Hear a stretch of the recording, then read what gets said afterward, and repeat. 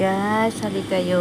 Mamimili ako ng ang dami nilang tinapay guys. Na Filipino food. Bili ako ng itlog. Ayan ang itlog nila guys. Bili ako ng itlog. Itlog.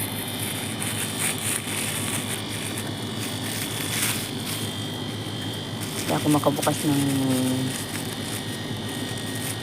supot.